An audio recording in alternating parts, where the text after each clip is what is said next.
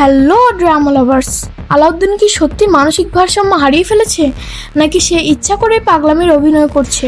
আর উকিল ও জাহেদা বেগমের ষড়যন্ত্র কি এবার আসলে তাদের দিকে ফিরে আসবে? তাহলে সত্যের মৃত্যু নিয়ে নাটকের 85 নাম্বার পর্বে ঠিক কী ঘটতে পারে তা জানতে ভিডিওটি শেষ পর্যন্ত দেখুন।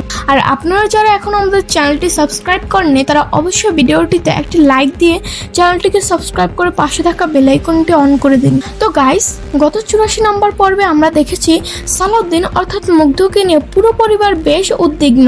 মলম পার্টির ঘটনার পর তাকে সুস্থ করার চেষ্টা চললেও মাঝে মাঝে তার অস্বাভাবিক আচরণ সবাইকে চিন্তায় ফেলে দিচ্ছে। অন্যদিকে সম্পত্তি এবং ঢাকায় নতুন বাড়ি কেনার বিষয়টি ঘিরে পরিবারের ভেতরে নতুন করে ষড়যন্ত্রের আভাসও দেখা গেছে। এখন 85 নম্বর পর্বে সম্ভাব্যভাবে আমরা দেখতে পারবো আলাউদ্দিনকে নিয়ে পরিবারের সবাই ঢাকা যাওয়ার প্রস্তুতি নেবে। এদিকে উকিল, মনসুর এবং জাহেদা বেগম তাদের গোপন পরিকল্পনা আরও এগিয়ে নিয়ে যেতে পারে। তাদের মূল লক্ষ্য হতে পারে আলাউদ্দিনকে নতুন করে ফাঁদে ফেলে সম্পত্তি দখলের চেষ্টা করা। পাশাপাশি সুরাইয়াকে ঘিরেও নতুন নাটকীয় মোড় আসতে পারে, যেখানে মুগ্ধ তাকে অনেক কথা শোনাবে। অন্যদিকে সবচেয়ে বড় প্রশ্ন হলো, আলাউদ্দিন কি সত্যি অসুস্থ, নাকি সেও ইচ্ছাকৃতভাবে পাগলামি করছে?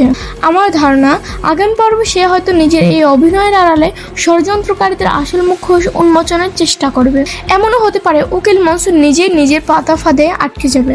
আপনাদের কি মনে হয়, আলাউদ্দিনের এই আচরণ কি শুধুই হবে নয়, নাকি এর পেছনে লুকিয়ে আছে বড় কোনো সত্য? আর আপনারা বাংলাদেশের কোন জেলা থেকে ভিডিওটি দেখছেন তা অবশ্যই কমেন্ট করে জানাবেন।